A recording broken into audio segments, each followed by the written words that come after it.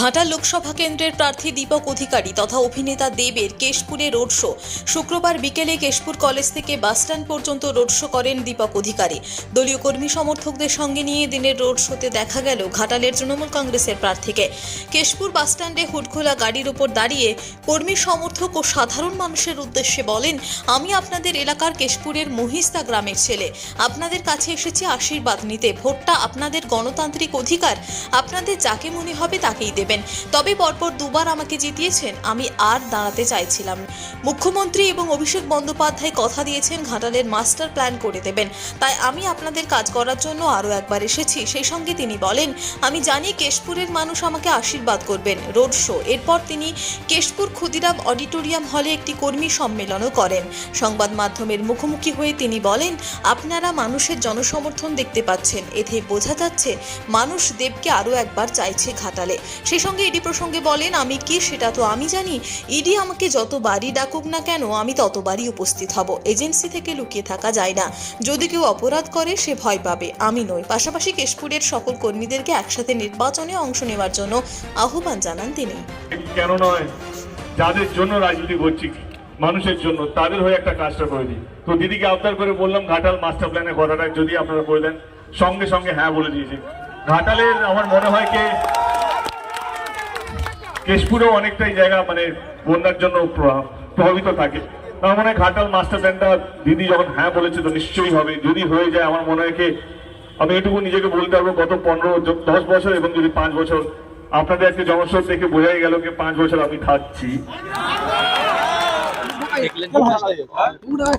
আপনারা কি দেখলেন সেটা আমার জানা ইচ্ছে আছে। আপনারা কি দেখলেন কেশপুরে?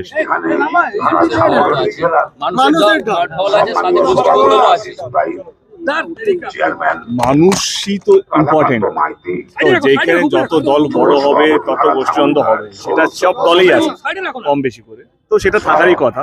কিন্তু যেটার জন্য নির্বাচন, যাদের জন্য নির্বাচন, যাদের জন্য দল, সেটা হচ্ছে মানুষ। এবং মানুষের উৎসাহ, মানুষের পার্টিসিপেশন, মানুষের বিশ্বাস প্রার্থী এবং দলের প্রতি, সেটা আপনারা সবাই দেখলেন।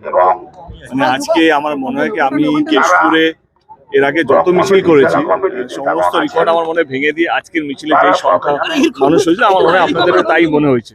মানে আজকে যেইভাবে মানুষের পার্টিসিপেশন ছিল, যত মানুষ আজকে এসেছিল, আমার মনে হয় না আমার আগে কোনো মিছিলে এত মানুষ এসছে। এবং আমার মনে হয় যে গোষ্ঠীর কথা বলছে সেখানে আমার মনে হয় সবাই একসাথেই কাজ করছে।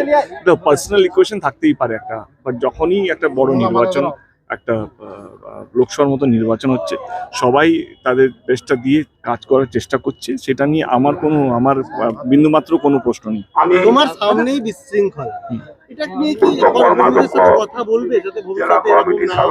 আমার মনে হয় যত আজকে যে ভিড়টা ছিল এবং আমার গাড়ির সামনে এবং সবাই থাকতে চায়, এবং দেখো অন্য প্রার্থী আমি অ্যাজ এ প্রার্থীর মধ্যে পার্থক্য আছে, সবাই একটা ফ্যান মোমেন্টও থাকে এবং সবাই দেবের গাড়ির সঙ্গে থাকতে চায়। এবং তার মধ্যে জায়গা কম, 10 জনের জায়গা 50 জন ঢুকে গেছে। এই বলছে আমি সামনে থাকবো, ও থাকবে। তো আমার মনে হয় সেটা উইথিন এ মিনিট এটা সলভ করা হয়ে গেছে। ডেফিনেটলি আমার মাথায় ছিল কেন হলো, না হলেও ভালো হতো, কিন্তু ওই আবেগটা, সবাই দেবের আপন হতে চায়, সবাই দেবের কাছে হতে চায়, সবাই দেবের সেলফি তুলতে চায়, এবং সবাই ভিডিও রেকর্ড করছিল কি আমি আজকে দেবের একদম সবচেয়ে কাছে ছিলাম। সেরকম একটা হতে পারে, বাট আমার মনে হয় হয়েছে, কিন্তু যত তাড়াতাড়ি সলভ হয়েছে সেটা নিয়ে আমি খুব খুশি ছিলাম আর কি। মানে তুমি যদি এটা রাখো উইথিন 2 মিনিটস পুরো ব্যাপারটা সলভ হয়েছে, তো আই থিঙ্ক এটা একটা আবেগ, এত মানুষের মধ্যে এটা একটা আবেগ কাজ করে। সেই আবেগের মধ্যে ছোটখাটো আমার মনে হয় ঘটনা হতে পারে। যদি না এটা বড় হতো তাহলে এটা একটা প্রশ্ন চিহ্ন থাকতো, এটা না হলেই ভালো হতো। বাট আমার এটা পুরোপুরি দেখে মনে হলো একটা আবেগ থেকে হয়েছে, দেবের গাড়ির সামনে কে থাকে সেটাই। আমি বলিনি, সাধারণ মানুষ যেটা আশাবাদী। দেখো আমার মনে হয় কেশপুর সব সময়, আমি এখানকার ভূমিপুত্র, মোজদার ছেলে, তো কেশপুর আমার দুটো লোকসভায় ভরপুর আশীর্বাদ করেছে। মানুষের বিশ্বাস আমার প্রতি গত দুবারই ছিল, এবং আজকে প্রথম দিন কেশপুরে এলাম নির্বাচন অ্যানাউন্স হওয়ার পর। এবং আজকে যেভাবে তোমরাই বলছো ব্যাপক একটা ভিড় হয়েছে, ব্যাপক মানুষ রাস্তায় নেমেছিল, এবং রমজান মাস, তো সেই জায়গা থেকে রোজার সময় লোকেরা এসছে। এটা নর্মাল ডে হলে আরো বেশি হতে পারতো, but তার চেয়েও বেশি হয়েছে। এই রোজা রাখা সত্ত্বেও মানুষ এসছে এবং পার্টিসিপেট করেছে এরকম একটা র্যালিতে। তো এটাই সবচেয়ে বড় পরিচয়, মানুষ ভালোবাসে আমাকে, দলকে, এবং যে গোষ্ঠীদ্বন্দ্ব নিয়ে এতদিন ধরে লেখালেখি হচ্ছিল, আমার মনে হয় এই আজকে মানুষের ভিড়ে বোঝা যাচ্ছে কি গোষ্ঠীদ্বন্দ্ব যেটা আছে সেটা ভিতরে আছে, কিন্তু যখন নির্বাচন হচ্ছে বা নির্বাচন সামনে রেখে আমার মনে হয় সমস্ত কর্মীরা বা নেতাবিন্দুরা যারা এই কেশপুরটার মধ্যে আছে তারা সব একত্র হয়ে এই নির্বাচনটা লড়বে। কিন্তু দেখা গেল 4 জন কনভেনার, তার মধ্যে একজন অসুস্থ কিন্তু একজন অ্যাবসেন্ট, যাকে নিয়ে বারবার আলোচনা হচ্ছে সঞ্জয় পাল। এবং এখনো কনভেনার এখনো ডিসকাস হয়নি, কমিটি এখনো তৈরি হয়নি, এখনো ফরমেশন হয়নি। লিস্টগুলো বেরিয়েছে, এখন ওই লিস্টগুলো বিভিন্ন রকম লিস্ট বেরোচ্ছে, আমার কাছেও আসছে, কিন্তু এটা কমিটি এখনো অ্যানাউন্স হয়নি।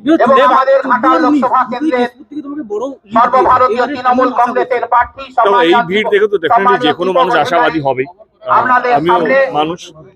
আমিও আশাবাদী এইবারেও আমরা লিডটা ভালো পাবো। তো এবারে দেখা যাক, নির্বাচন আসছে, এখনো 2 মাস বাকি আছে। সমস্ত প্রার্থী তাদের সমস্ত দল তাদের সমস্ত কিছু দিয়ে নামবে। আমরা আমাদের দলের হয়ে নামছি। আমাদের সবচেয়ে বড়, যদি বলবো যে আমাদের সবচেয়ে বড় কনফিডেন্ট হচ্ছে আমাদের সংগঠন, কেশপুরের সংগঠন যে খুব স্ট্রং, এবং কেশপুরের মানুষ